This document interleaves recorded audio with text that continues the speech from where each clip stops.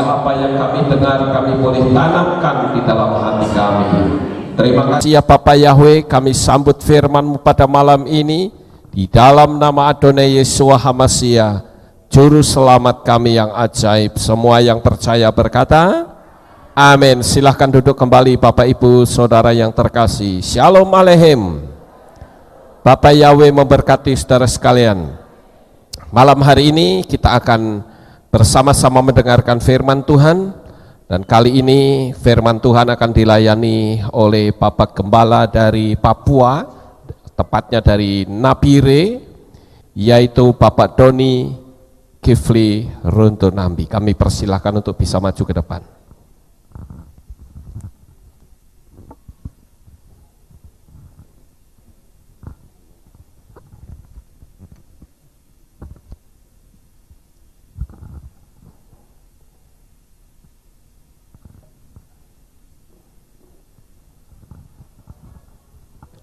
Shalom Aleichem.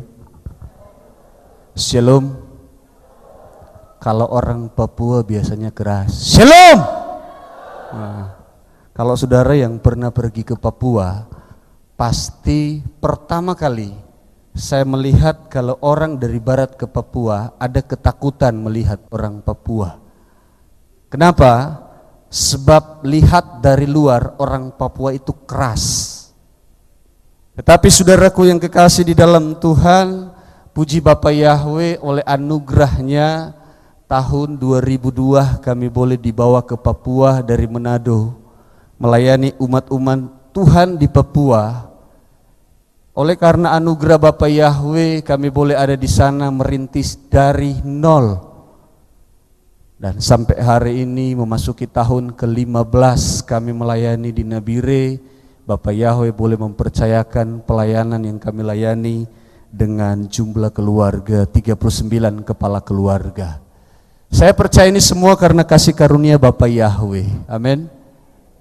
Sebab tidak ada satupun yang terjadi itu di luar kehendak Bapak Yahweh. Saya ucapkan pertama-tama terima kasih kepada Bapak Yahweh yang boleh mengizinkan lagi saya boleh hadir di tempat ini.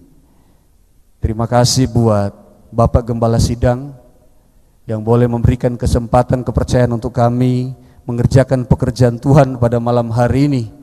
Padahal tadi pagi saya cuma pingin saksian lewat pujian karena saya hobi menyanyi. Orang Manado itu hobi menyanyi. Tetapi Papi bilang enggak boleh, malam ini kamu harus melayani firman. Tapi saya pikir Papi tidak melarang kalau saya buka dengan satu kesaksian pujian, sebab saya ada di sini karena kebaikan Bapak Yahweh. Saya tidak bisa balas semuanya itu. Di luar nalar dan pikiran saya boleh ada di Magelang. Mungkin pemain musik tahu lagu yang judulnya Engkau Ada Bersamaku. Ya, tadi ada dua lagu yang saya sodorkan, tapi Bapak yang main drum bilang enggak tahu lagunya. Oke, kita nyanyikan lagu ini.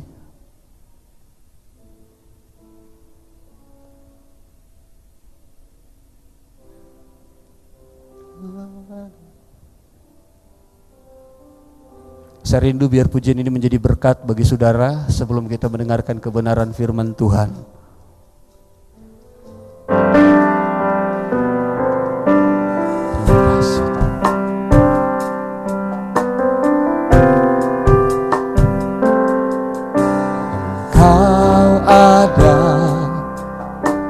Bersamaku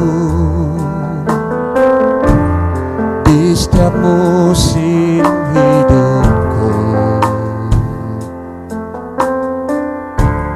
tak pernah kau biarkan ku sendiri.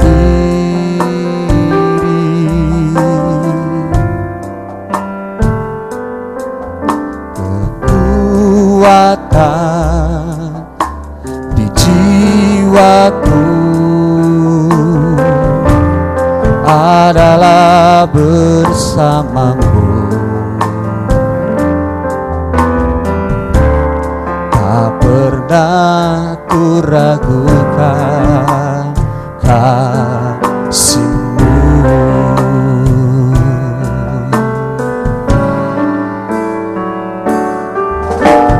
Kau ada bersamaku di setiap musim hidupku. Tak pernah Kau biarkan ku sendiri.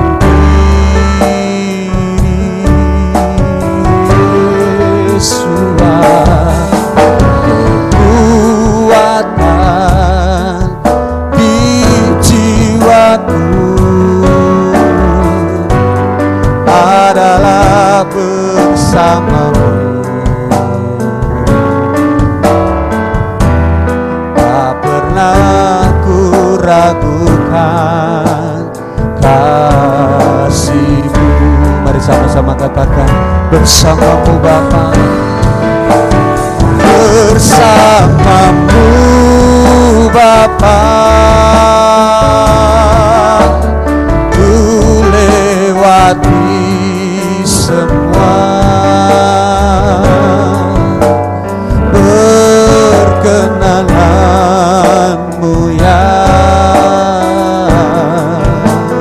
teguhkan hatiku. Engkau yang bertindak, memberi pertolongan. Anugerah-Mu besar berlimpah. Mari sama-sama angkat tangan, katakan, bersama-Mu, bersama-Mu Bapa, ku lewati semua perkenanan-Mu ya, teguhkan hatiku. Engkau yang bertindak,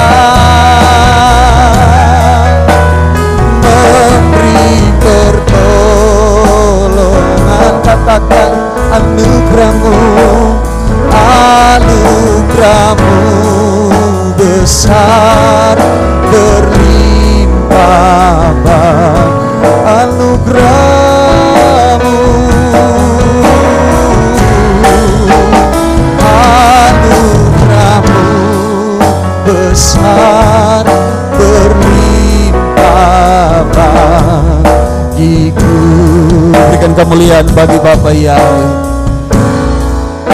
Pujian ini menjadi motivasi ketika kami melayani di satu tanah yang tidak pernah kami pikirkan, jauh dari tempat lahir kami, bahkan bisa dibilang jauh dari rasa nyaman yang pernah kami rasakan. Sebab saudaraku yang kekasih di dalam Tuhan, banyak orang berpikir negatif tentang yang namanya Papua. Ada ketakutan ketika orang datang ke Papua. Tetapi saudaraku yang kekasih di dalam Tuhan, saya perlu katakan Papua itu ibarat Eden yang hilang. Sebab firman Tuhan berkata, di Taman Eden itu yang tinggal orangnya awalnya tidak pakai baju.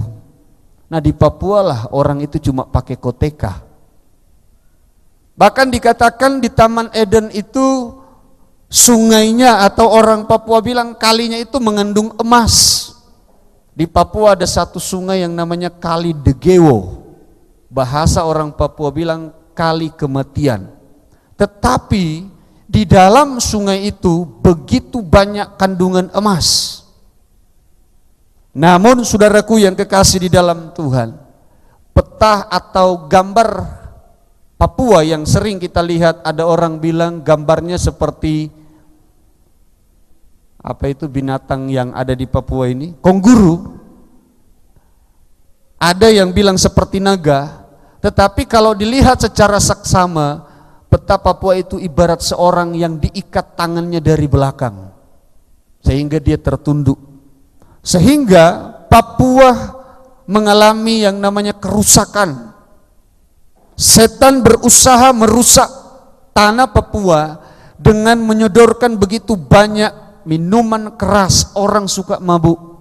Sehingga dari minuman keras terjadi yang namanya seks bebas, dan Papua termasuk provinsi tertinggi HIV AIDS-nya. Generasinya hancur, saudara.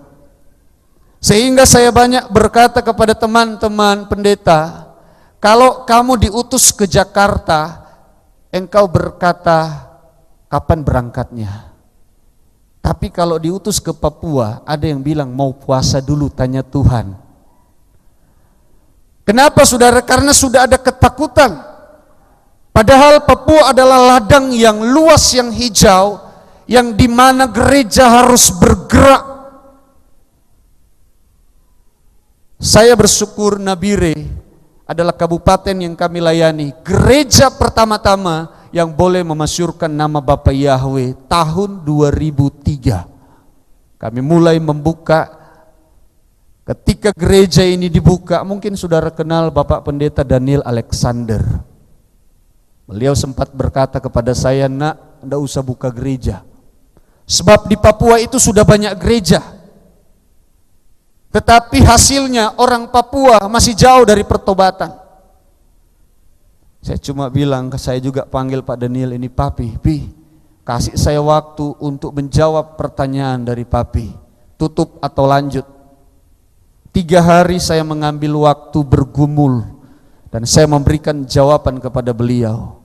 Saya akan terus melanjutkan gereja ini supaya tanah Papua tahu ada gereja yang satu-satunya ada di Papua pada waktu itu mengagungkan dan memasyurkan nama Bapa Yahweh.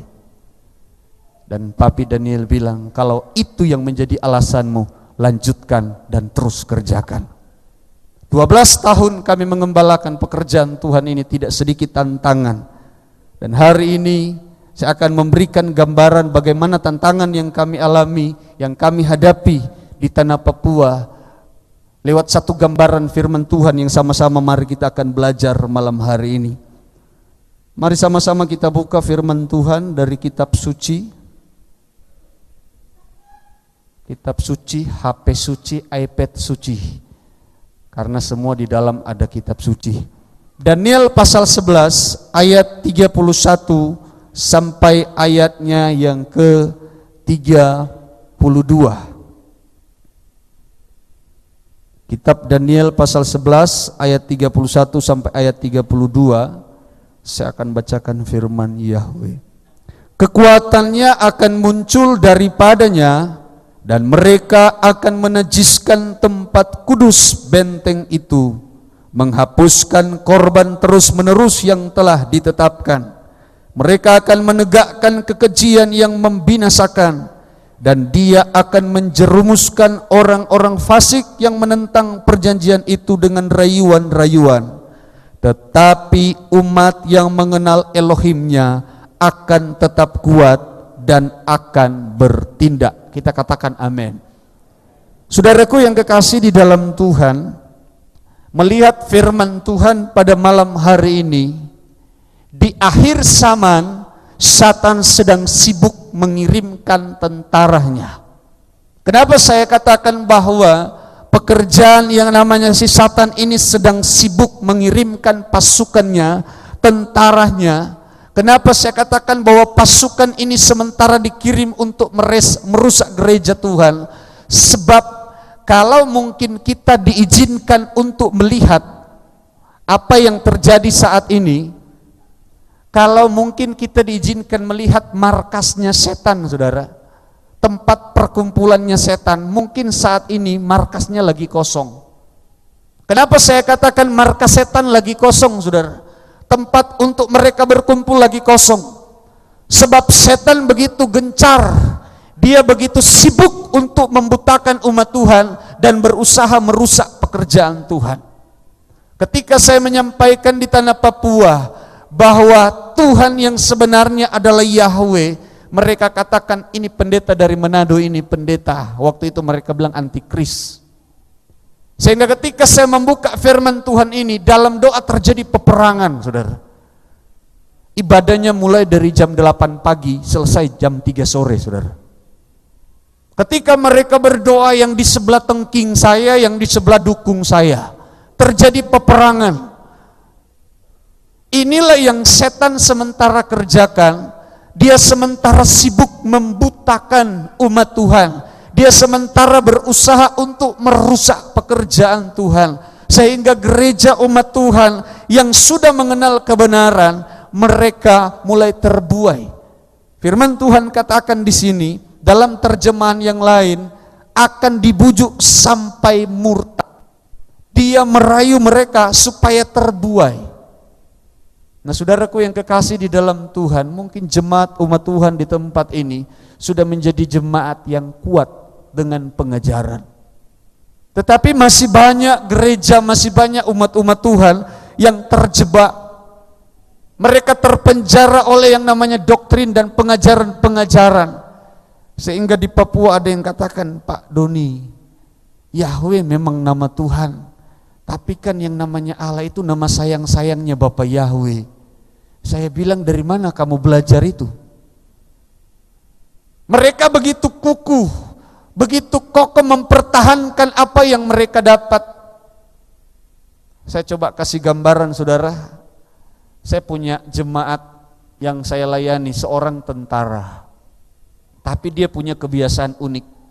Dari kecil sampai besar, tidak bisa tidur kalau tidak bawa bantal guling yang dari kecil yang sudah kotor, saudara. Sampai sudah jadi tentara, bantal itu masih dibawa-bawa. Bahkan sudah punya istri, saudara, bantal itu masih dia pegang, saudara. Nah, saya katakan, namanya Bapak Marlon, Pak, kira-kira kalau saya ganti bantal itu dengan bantal baru, Bapak mau enggak? Enggak. Kalau saya ganti dengan bantal yang bisa dibilang Bapak kan suka bola, kalau saya ganti dengan klub bola yang Bapak sayang, pembungkus dari bantal itu bisa tidur enggak? Tidak. Pak, bantal itu sudah kotor. Nah, orang Kristen kebanyakan seperti ini, saudara. Saking demennya mereka dengan yang sesembahan yang lama, ketika dikasih sesuatu yang benar, enggak mau dia, saudara. Dan inilah yang kami alami, ini yang kami hadapi. Ketika kami menyampaikan ini, firman Tuhan ini, mereka begitu kuat mempertahankannya. Sebab setan membutakan mata mereka. Setan membutakan sehingga mereka tidak dapat melihat kebenaran yang sebenarnya. Setan sibuk membutakan umat Tuhan. Ketika gereja sudah mengenal kebenaran, ketika gereja sudah mengetahui yang namanya kebenaran, patutlah gereja berdoa. Minggu kemarin saya mengikuti ibadah dan Papi sudah mengajak kita berdoa, mendoakan mereka jiwa-jiwa yang belum masuk. Banyak orang menyebut Papua itu katanya ujung bumi, ujungnya bumi.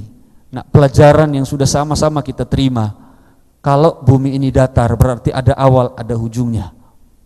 Papua disebut ujung bumi, paling ujung, tetapi paling pertama terima mataharinya, saudara. Kenapa banyak gereja di sana mata mereka masih tertutup? Mungkin jemaat di tempat ini merasa mudah, merasa gampang untuk mengerti, tetapi kenapa mereka belum dibukakan? Satu hal, mengenal dan menerima Bapa Yahweh itu cuma karena kasih karunia. Sekeras apapun, kalau gereja atau umat Tuhan itu sudah dibutakan, kalau belum menerima kasih karunia Tuhan, mereka tidak akan membuka mata mereka. Kita perlu sadar dan kita perlu pahami ini. Jangan sampai kita sudah menerima, kita pun ikut dibutakan oleh yang namanya pekerjaan setan ini. Sasaran utama setan adalah kekudusan. Mungkin kita sudah banyak mengenal pengetahuan tentang kebenaran firman Tuhan. Tetapi ingat, sasaran utama daripada pekerjaan si setan adalah kekudusan. Setan mau umat Tuhan menjadi murtad menurut Daniel pasal 11 yang kita baca tadi. Kenapa? Kalau kita lihat Matius pasal 24 ayat 9, dia berkata begini, kemudian mereka akan menyerahkan kamu ke dalam kesukaran dan mereka akan membunuh kamu dan kamu akan dibenci oleh semua bangsa karena namaku. Dan pada waktu itu banyak orang akan tersandung dan mereka akan mengkhianati seorang terhadap yang lain dan akan membenci seorang terhadap yang lain. Setan mau gereja berbalik. Gereja tinggalkan yang benar. Gereja tinggalkan apa yang sudah diajarkan. Banyak yang dipanggil, tapi sedikit yang dipilih. Tidak sedikit orang yang sudah menerima Yahweh, itu mereka masih terseret. Karena apa? Ada saja yang membutakan mereka. Ada saja yang menutupi mereka. Jemaat Tuhan yang ada di tempat ini mungkin sudah mempunyai pondasi yang kuat tentang kebenaran. Ingat, sasaran setan bukan mereka yang di luar. Amin, saudara. Sasaran setan bukan mereka yang acuh tak acuh dengan gereja. Tahun lalu saya ibadah di sini, terekam baik dalam pemikiran saya kata-kata Papi. Kalau dalam seminggu kita tidak beribadah, tapi masih nyaman-nyaman saja, berarti ada yang tidak beres dalam diri kita. Kalau ibadah cuma menjadi pelengkap, saudara, ibadah cuma menjadi sesuatu yang melengkapi, ada yang tidak beres dalam hidupnya. Firman bilang ibadah itu soal utama. Sebab dengan beribadah, di situ kita bisa dibawa untuk lebih masuk pada yang namanya kekudusan sebagai umat-umat Tuhan. Benar atau tidak kita di hadapan Tuhan, bukan menurut apa yang orang katakan, tetapi kita sendiri yang rasakan, kita sendiri yang alami. Terkadang mungkin kita sibuk mengerjakan apa yang menjadi kehendak Tuhan, tidak sedikit tantangan, saudara. Ketika saya mulai mengangkat apa yang Tuhan bukakan bagi kami, saya berdoa, Tuhan, kalau ada yang salah yang saya ajarkan dalam jemaat, Tuhan tolong luruskan. Tuhan mulai membuka apa yang Tuhan bukakan lewat Papi di tempat ini. Ketika hati saya mulai terbuka, tantangan mulai terjadi, saudara. Jemaat 39 kakak dinyatakan 17 kakak mau keluar karena firman ini mulai dibukakan. Ketika mereka datang kepada saya cuma tersenyum. Pak Gembala, bersusah-susah kita bergumul supaya jiwa-jiwa datang. Nah sekarang cuma gara-gara pengajaran ini 17 kakak mau hilang. Saya cuma bilang, saya tidak sedih. Yang punya jiwa kan Bapak Yahweh. Yang punya firman Bapak Yahweh. Yang punya hidup saya Bapak Yahweh. Kalau saya fokus pada kehendak Bapak Yahweh, Bapak Yahweh bisa ganti dengan jiwa-jiwa yang begitu banyak. Jangan-jangan kamu adalah jiwa-jiwa yang tidak mau dibimbing dan digembalakan. Mereka sudah persiapkan orang untuk jadi gembala, saudara. Dan ketika melihat orang yang digembalakan ini tidak bisa berbuat apa-apa, kenapa kamu mau mundur? Pak Gembala sudah mau bawa kami kepada Sabat. Memangnya Sabat salah? Saya tanya. Saya bilang ke dia, firman mana yang menyatakan Sabat salah? Dia tidak bisa jawab. Ketika saya bukakan Yesaya 58 ayat 13-14 tentang Sabat, dia bilang ternyata ada ayatnya. Saya bilang mau jadi gembala bagaimana kalau tidak tahu firman? Ketika dia mulai berpaling 17 ini bingung. Mau kemana? Akhirnya balik juga, saudara. Karena apa? Kebenaran tetap kebenaran. Setan mau umat Tuhan itu murtad, berpaling. Tetapi ketika kita bergumul, ketika kita berdoa, Firman Tuhan katakan memang kamu akan dibenci, kamu akan dikucilkan. Tetapi kalau itu terjadi oleh karena nama Bapa Yahweh, firman Tuhan bilang roh kemuliaan ada padamu. Amin, saudara. Tidak usah ada ketakutan. Saya tahu jemaat di sini begini, jemaat di sini begitu militan tentang nama Tuhan. Jemaat di sini begitu militan tentang kebenaran. Tetapi ingat, kita perlu punya yang namanya benteng yang kokoh. Sebab setan mencari celah untuk menyerang setiap anak-anak Tuhan yang kuat. Kalau yang kuat ini roboh, maka yang lemah pasti orang Papua bilang tepar semua, saudara.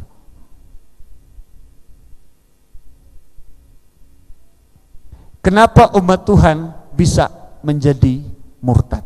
Satu pertanyaan, saudara. Yang pertama, umat Tuhan bisa menjadi murtad karena mereka tidak punya hubungan yang baik dengan Bapa Yahweh. Akhirnya mengalami kejenuhan. Kalau saya melihat perbedaan Rabu kemarin dengan Rabu ini agak banyak yang gereja. Setan mulai menyodorkan rasa bosan sehingga banyak gereja mulai kosong. Umat-umat Tuhan mulai tinggalkan ibadah. Tapi ketika ada masalah cari Tuhan, rajin ibadah. Ada satu ilustrasi, saudara, seorang raja, dia menyuruh mengumpulkan setiap hari, kumpul rakyat, dan dari tempat yang tinggi, setiap hari dihamburkan uang ke bawah. Satu hari, 2 hari, seminggu, sebulan dihamburkan uang. Timbul pertanyaan kepada sang raja, kok tidak ada yang pernah bertanya siapa yang hamburkan uang?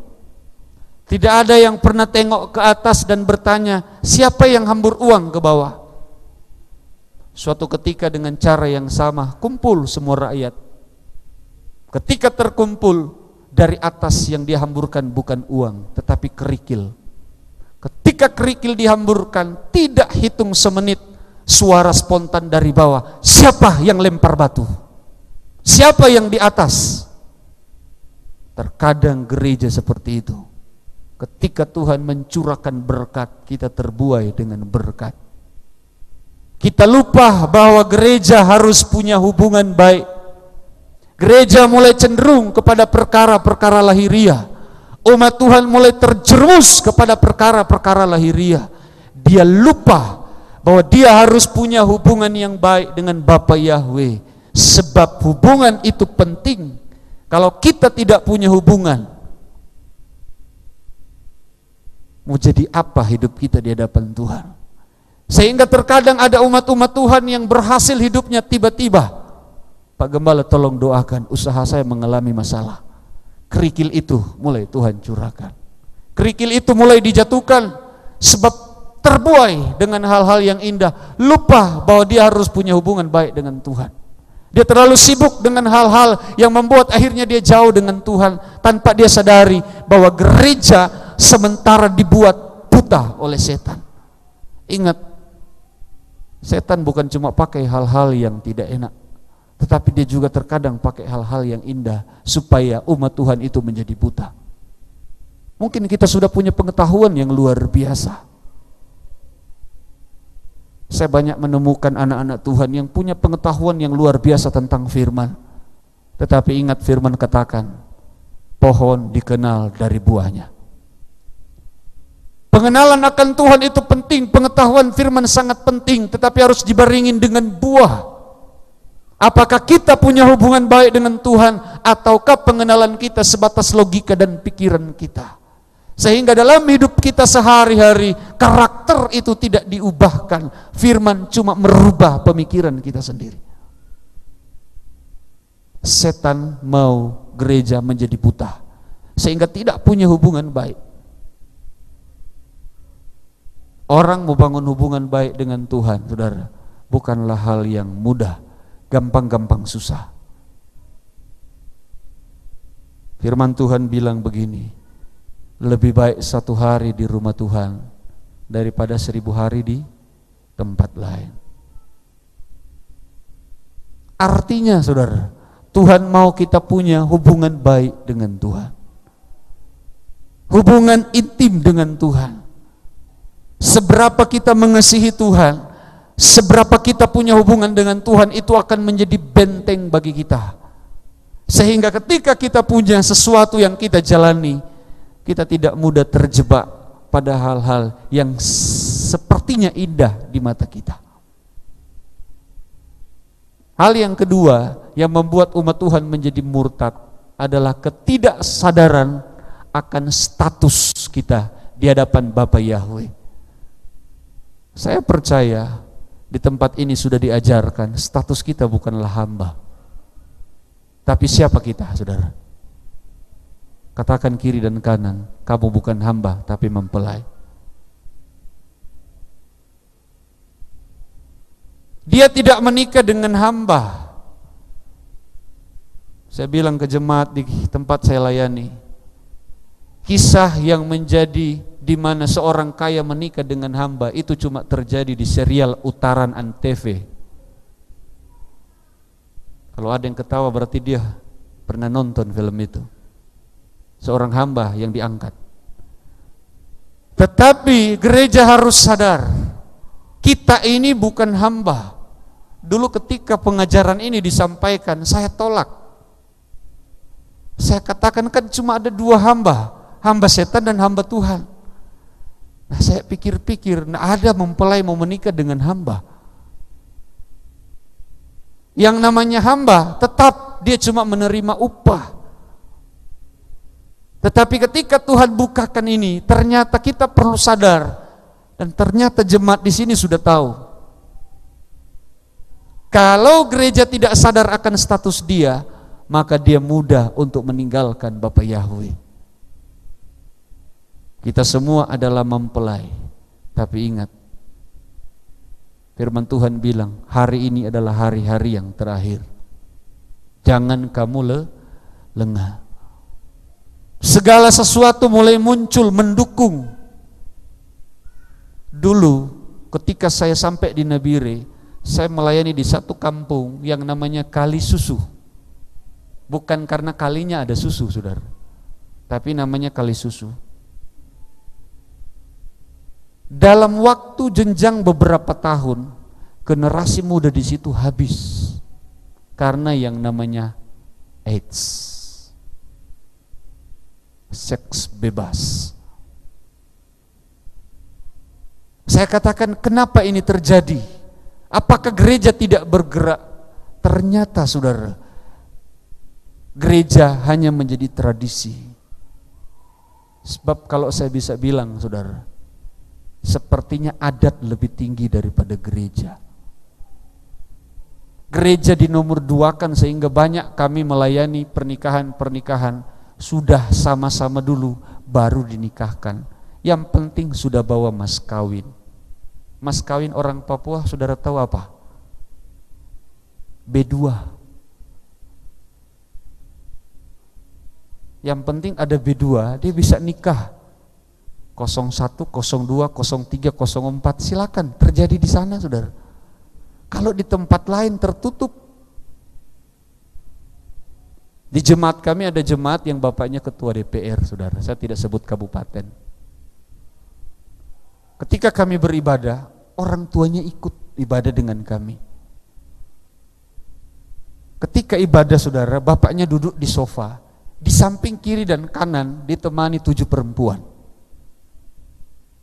Itu bukan istri dan anak saudara. Biasakan bapak istri dan anak, tapi ini bapak istri, istri dan istri. 7 saudara. Jemaat bilang begini, Pak Gembala, kita dapat jiwa. Aduh iya, jiwa besar.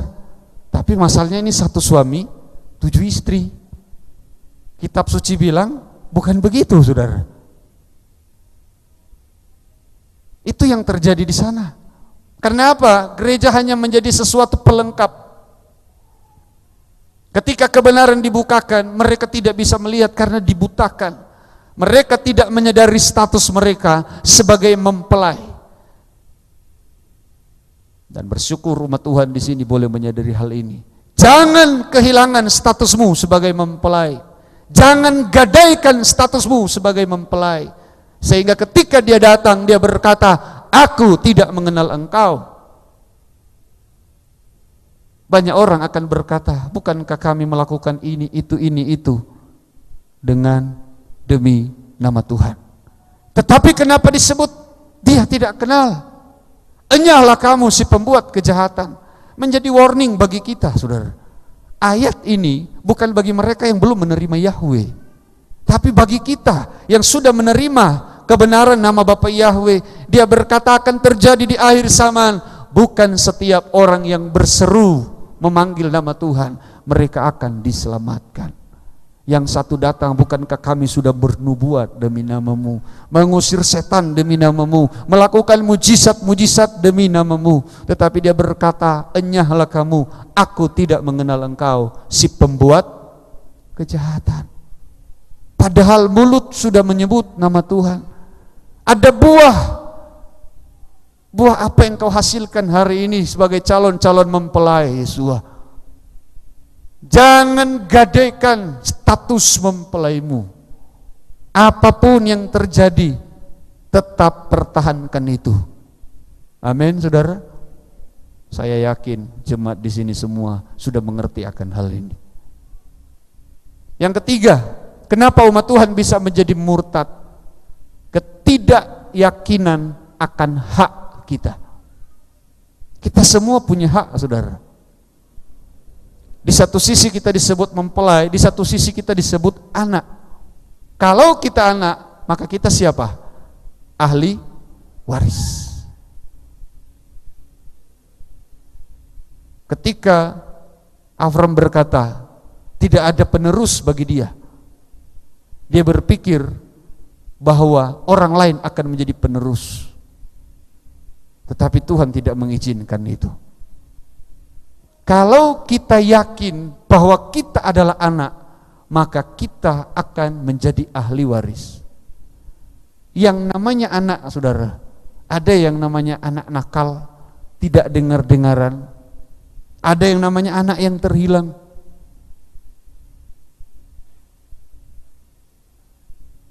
Terkadang dalam pelayanan, ada terkadang terjadi clash sebagai jemaat, mungkin tidak datang ke gereja. Semalam saya ditelepon, ada jemaat yang sudah tidak beribadah. Katanya tunggu gembala datang untuk besuk. Kalau gembala datang, dia mau gereja lagi. Yang jadi masalah, saudara, tidak gereja, tapi bergereja di tempat lain. Yang jadi masalah, gerejanya bukan gereja yang pakai Yahweh lagi. Dan yang jadi masalah, dia majelis jemaat. Saya cuma katakan ada dua domba yang terhilang.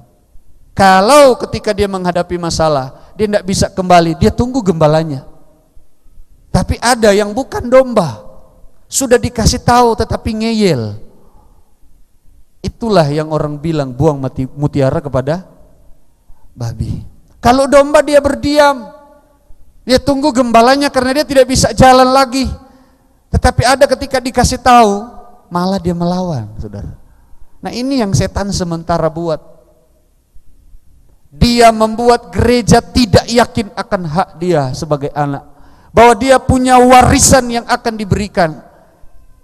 Sehingga ketika dikasih tahu, mereka tidak bisa menerima. Begitu mudah orang yang tidak yakin akan hak dia akan menjadi orang-orang yang murtad. Setan mau umat Tuhan menjadi bingung. Orang kalau sudah bingung pasti akan salah jalan, saudara. Selama kita dengan Bapa Yahweh pasti menolong kita. Amin, saudara. Saya ajarkan ke jemaat saya begini. Punya Yesua, punya segala-galanya. Kehilangan Yesua, kehilangan segala-galanya. Kenapa, saudara? Kalau kita ada di pihak Bapa Yahweh tidak akan pernah tinggalkan kita. Saya masuk ke Nabire, saudara, tahun 2002 bulan September. Harus kos sebulan 250. Belum punya jemaat. sudah berkeluarga. Saya cuma bilang Tuhan sudah bawa saya di sini, itu urusan Tuhan. Saya ajarkan, saya katakan, kalau saya sebagai gembala, ketika saya melayani dan saya sudah pakai sesuatu yang bagi orang memalukan, bukan saya yang malu, karena Tuhan yang bawa saya di Nebire. 3 tahun kemudian Tuhan mulai buka pelayanan dari 1 jiwa, seorang tukang ojek. Memang tukang ojek di Nebire, saudara, kalau sekarang seminggu tukang ojek itu, yang namanya gembala tahu, dalam seminggu ada jemaat kami yang ojek, dia bisa dapat kurang lebih 700.000 dalam seminggu. Nah tukang ojek ini, saudara, masih bujang, sarjana ekonomi. Kami layani dan dari dia Tuhan mulai bawa jiwa-jiwa. 3 tahun kemudian menjadi 12 kepala keluarga. Nah saudaraku yang kekasih di dalam Tuhan, tidak ada gaji, tidak ada pekerjaan lain. Saya cuma tanam lutut di hadapan Bapak Yahweh.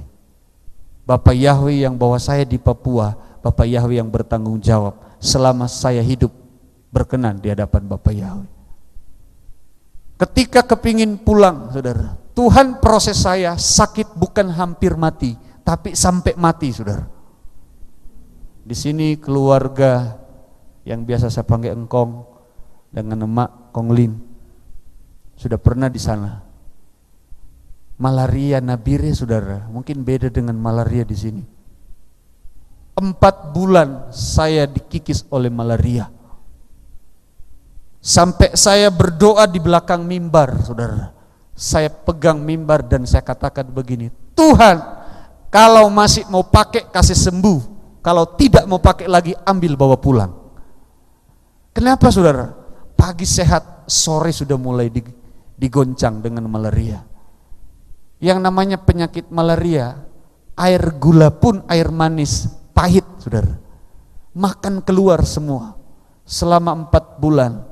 Dan proses terakhir Tuhan izinkan untuk saya mengalami yang namanya kematian.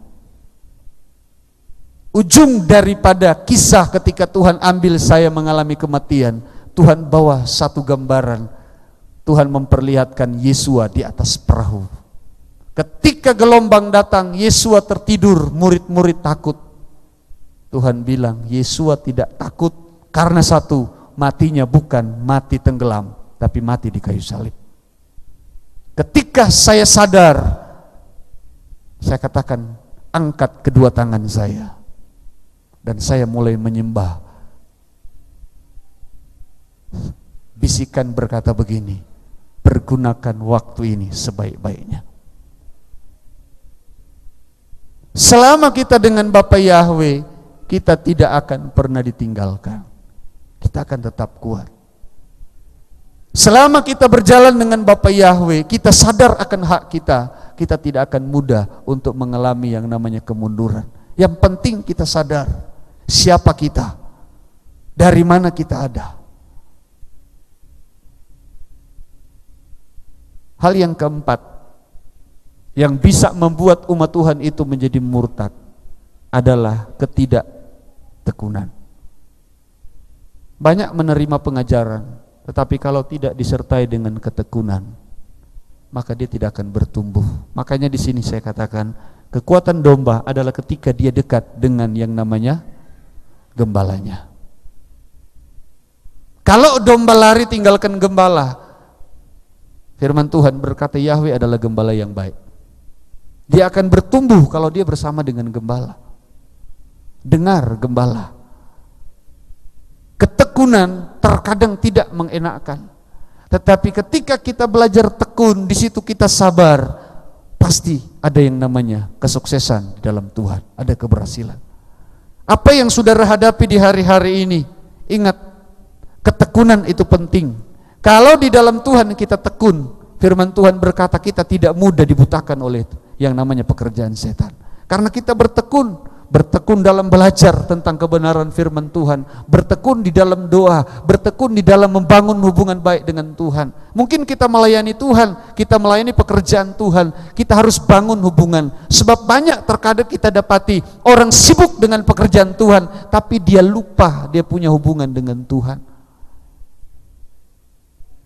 Dia lupa waktu dia dengan Tuhan. Sibuk pekerjaan Tuhan, tetapi dia lupa bahwa dia harus punya waktu khusus dengan Tuhan. Ketekunan itu sangat penting. Saudara bisa bertahan sampai hari ini, saya percaya karena saudara ada yang namanya ketekunan. Ada amin saudara? Karena ketekunan. Ada yang berkata, Pak Pendeta 15 tahun di Papua itu bukan hal yang pendek. Itu belum lama. Saya rasa belum lama. Bahkan saya pesankan kepada keluarga, kalau memang Tuhan harus ambil saya di tanah Papua, jangan pulangkan jenazah saya, kubur saya di tanah Papua. Sebab saya ini cuma casingnya yang beda, tapi hatinya sudah hati Papua, saudara. Ada anak Tuhan dari sini waktu pergi ke Papua takut lihat orang Papua, saudara. Katanya hitam. Ya memang orang Papua memang hitam. Makanya ada lagu bilang, hitam kulit, keriting rambut, aku Papua. Mereka bangga, saudara. Sebab mereka pun adalah ciptaan Bapak Yahweh. Sekarang di Papua banyak orang-orang yang mereka bersemangat untuk mencari tahu tentang Bapak Yahweh. Tapi memang disayangkan ada jemaat yang kami layani di hari-hari ini, dia tegur saya, Pak Gembala jangan panggil Yahweh, terlalu kudus. Pasti saudara sudah tahu. Panggil saja namanya itu, tidak usah sebut Yahweh. Kasihan saudara. Tetapi selama kita bertekun saudara, dalam hal apapun ketekunan pasti membuahkan hasil yang baik. Amin saudara. Banyak kali saya telepon pimpinan sonede saya mau pulang. Tetapi yang dibilang begini, kibarkan bendera Bapak Yahweh, beritakan kebenaran Bapak Yahweh. Saya pikir-pikir tidak jadi pulang. Sudah kos, tidak terima gaji, jemaat baru mulai dirintis. Tetapi ketika saya andalkan Bapak Yahweh, bukan manusianya, Bapak Yahweh bela pelayanan kami saudara. Walaupun pelayanan kami baru 12 tahun, Bapak Yahweh boleh percayakan, walaupun belum ada atap gereja, tiang semua sudah berdiri, pastori sudah selesai. Orang bilang gereja baru kok bisa bangun, saya cuma bilang itu semua karena Bapak Yahweh. Karena apa? Kita bertekun. Kalau saya tidak tekun, ketika malaria banting saya, orang Papua bilang, saya bilang mari pulang saudara. Ketika saya berpikir pulang ke Manado saudara, ya Manado beda-beda tipis lah dengan Magelang saudara. Papi sudah pernah ke Manado. Enak. Di Manado Magelang barang-barang murah. Di Papua saudara haleluya. Kenapa saya katakan haleluya saudara? Aqua yang 1 liter itu saja bisa 15.000 saudara. Biaya hidup begitu tinggi. Tetapi karena milik Bapak Yahweh, bertekun, dia tidak permalukan. Walaupun orang Papua makanan daerah itu makanan khas papeda. Saudara tahu papeda saudara? Sagu yang dikocok ketika airnya masih panas saudara. Waktu saya pulang Manado dong bilang, kenapa kau makan lem? Karena kan seperti lem saudara. Tetapi kami tidak pernah dibiarkan tinggal puasa terpaksa. Bapak Yahweh jamin hidup kami. Karena saya tahu sedikit ketekunan saja menghasilkan hal yang besar, apalagi kalau kita bertekun pada hal-hal yang luar biasa. Kan firman mengajar, setia pada perkara kecil, Bapak Yahweh percayakan pada perkara yang besar. Jangan terbuai dengan hal-hal yang besar kalau kita tidak mampu melakukan hal yang kecil.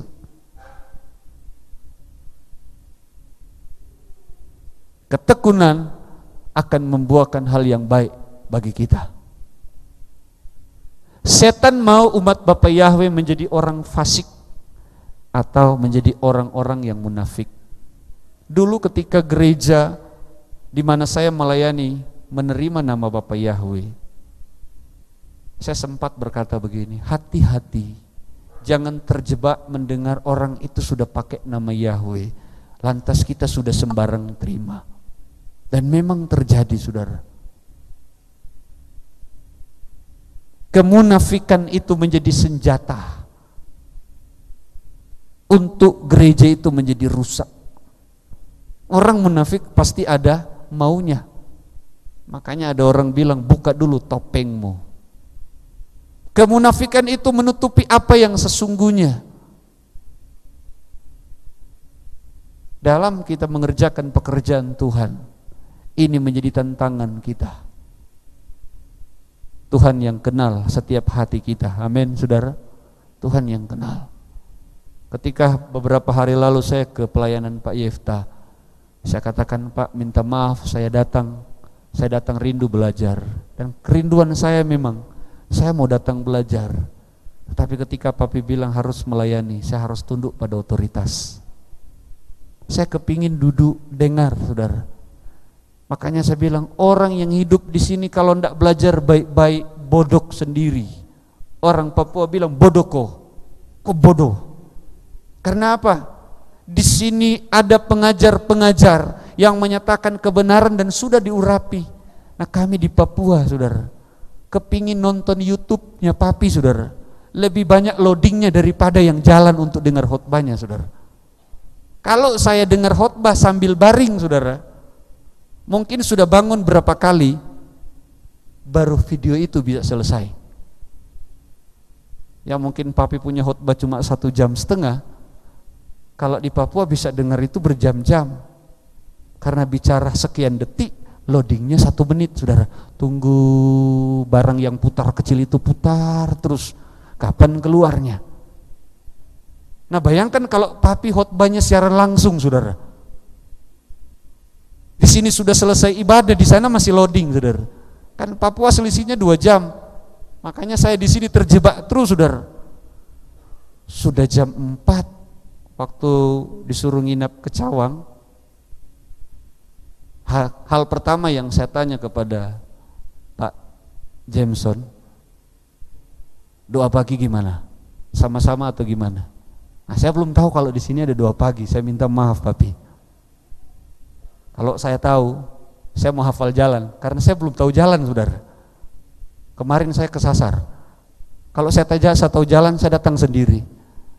Saya lihat sudah jam 4, kok sepi sekali. Padahal jam Papua, saudara. Berarti di sini jam 2. Begitu juga tadi, saudara. Saya walaupun masih muda, saya belajar on time dalam pelayanan. Jam 9, undang saya khotbah jam 3 tidak ada orang, saya pulang. Saya belajar dari masa muda saya. Saya sudah siap, sudah pakai dasi, tinggal pakai sepatu. Tiba-tiba Pak Jameson keluar, Pak Doni mau makan bakso. Saya bingung, loh sudah 4:30, padahal masih pakai jam Papua, saudara. Nah, saudaraku yang kekasih di dalam Tuhan, kembali, ketika kita mengikut Tuhan, kemunafikan ini setan sering pakai untuk merusak. Saya datang kepingin belajar apa yang firman Tuhan dibukakan di tempat ini. Kalau saudara yang sudah di tempat ini menyia-nyiakan hal ini, ingat firman bilang satu saat orang akan mengembara mencari, tetapi firman itu sudah tidak ada lagi. Kami yang di Papua, kan bukan saya orang Papua yang baru datang. Sudah berapa orang Papua datang di sini, cuma beda kulit, saudara.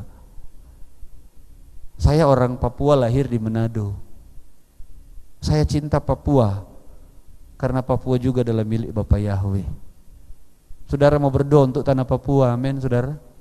Saudara mau berdoa untuk tanah Papua, doakan Papua. Kalau mungkin ini disyuting, biar nanti Papi yang edit. Dari jumlah total Papua penduduknya, orang Papua Kristen ditambah orang pendatang Kristen, jumlahnya lebih banyak orang Muslim yang ada di Papua. Saudara kenal Papua tanah Kristen, Tapi sekarang lebih setengah sudah orang Kedar atau orang Muslim. Seorang misionaris Papua membuat peta. Dia petahkan Kristen dan Muslim di tanah Papua. Peta untuk orang Kristen cuma 1 lembar, tapi peta untuk orang Muslim membutuhkan 2 halaman. Orang Muslim masuk Papua sekarang, di depan mereka ditulis misionaris. Orang tahu kan misionaris itu Kristen. Di pedalaman mereka sudah masuk menyebut misionaris. Setiap orang-orang yang menerima Injil pertama di Papua, sekarang keturunannya diputus. Kepala-kepala suku yang dulunya terima Injil pertama dari Otto dan Geisler, saudara, sekarang mulai diputus. Yang mereka sasaran itu daerah gunung, karena Papua itu dibagi 2, pegunungan dan daerah pantai.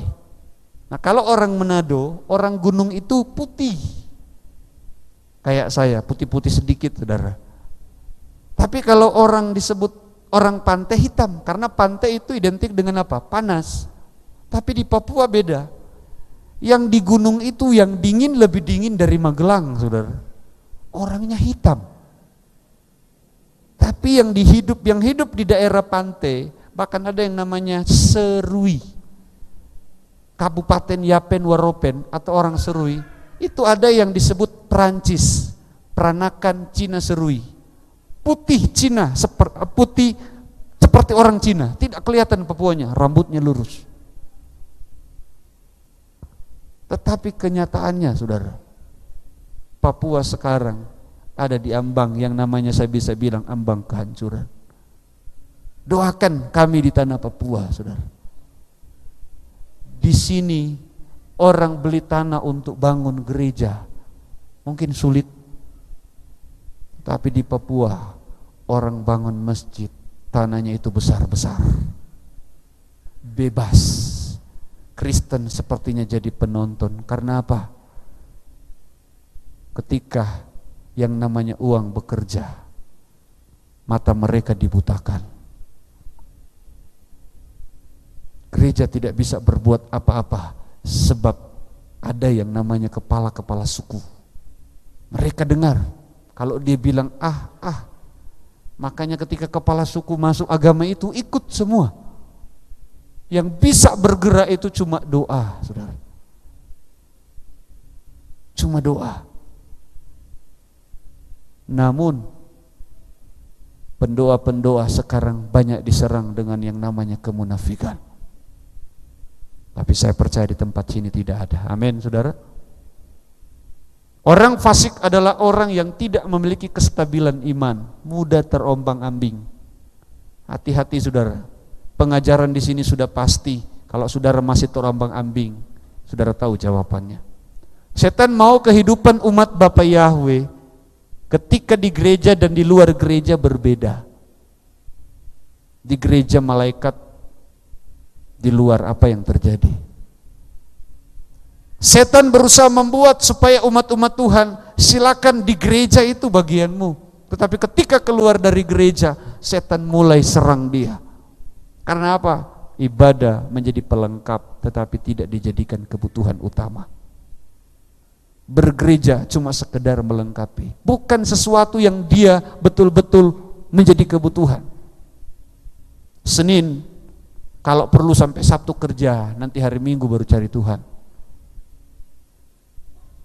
Atau mungkin Senin sampai Jumat, umat Tuhan di tempat ini kan sudah dibuka tentang Sabat. Kalau Sabat belum bisa datang ke gereja lagi, saudara, hati-hati. Tuhan sudah kasih 5 hari untuk saudara kerja, masih curi harinya Tuhan lagi. Orang Papua bilang, why? Belum puaskah kita dengan waktu yang Tuhan berikan? Kami di Papua masih belajar. Jemaat yang saya layani, saudara, ketika dibuka tentang Sabat, saya ditentang habis-habisan. Saya cuma bilang, semua hari milik Tuhan, tapi satu hari Tuhan perintahkan, ingat dan kuduskan. Nah, kalau ada jemaat di tempat ini masih ngeyel akan hal itu, hati-hati. Karena pengajaran di sini saya tahu, kalau namanya Magelang, saudara, Jujur, waktu saya injak pertama, saya takut mau berdiri khotbah, saudara. Saya sudah siap-siap dari Nabire, kalau papi bilang khotbah, saya cuma bilang, pi saya mau khotbah apa? Karena pasti khotbah ini papi sudah khotbah, khotbah ini papi sudah khotbah. Saya dididik dalam pelayanan gereja yang disebut gereja pimpinan Roh Kudus, menerapkan karunia-karunia. Gereja kami menerima Yahweh karena penglihatan. Ketika gereja kami menentang penglihatan muncul tentang nama Yahweh. Orang yang tidak tahu bahasa Ibrani, dia melihat bahasa Ibrani, dia bilang, tidak tahu itu nama apa yang muncul, barang apa yang muncul. Coba kau tulis, muncullah 4 huruf itu, saudara. Orang yang tidak tahu bahasa Ibrani, saya dididik di situ. Dan ketika hari Minggu malam saya beribadah di tempat ini, saya paling, kalau ibadah, kalau bukan di tengah, di belakang. Malam itu saya ada di depan. Ketika berdoa, saudara, di dalam doa Tuhan perlihatkan satu. Papi memberikan jubah putih di pundak saya. Saya pulang, saya cuma berdoa menangis. Tuhan, saya tahu itu apa. Kalau diberikan jubah putih berarti apa, saudara? Makanya malam hari ini ketika disuruh khotbah, saya tidak berani tolak. Itu kepercayaan. Ini saudara harus jaga.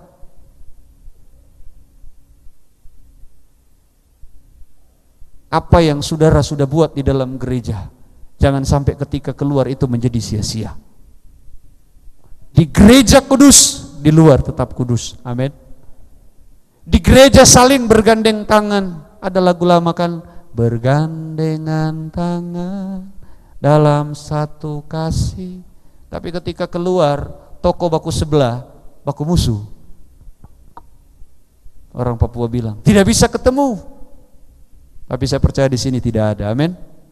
Bukan tidak ada yang mengaku, memang tidak ada. Di dalam atau di luar, harus tetap sama. Sebab itu yang Tuhan kehendaki. Ketika setan tidak dapat membuat atau tidak bisa memakai tekanan, maka setan akan memakai kenyamanan untuk menjatuhkan umat Bapa Yahweh. Dia tidak bisa menekan saudara, dia tidak bisa pakai hal-hal yang tidak enak, dia mulai pakai yang namanya kenyamanan. Berapa banyak orang terjebak pada kenyamanan, saudara, merasa sudah nyaman. Ada satu teman saya berkata begini, ibadah sudah sabat, nama Yahweh sudah saya sebut, firman saya sudah genapkan dalam diri saya, mau kurang apa lagi? Saya bilang, satu yang kurang apa? Kau sudah sombong rohani. Kenapa, saudara? Dia merasa dirinya sudah benar. Setan memakai kenyamanan supaya umat-umat Tuhan itu jauh dari Tuhan. Oleh sebab itu hati-hati hari ini. Kalau engkau sudah nyaman, tetap dekatkan hidupmu dengan Tuhan. Mazmur 62 berkata, dekat dengan Yahweh tenang, itu baru dekat.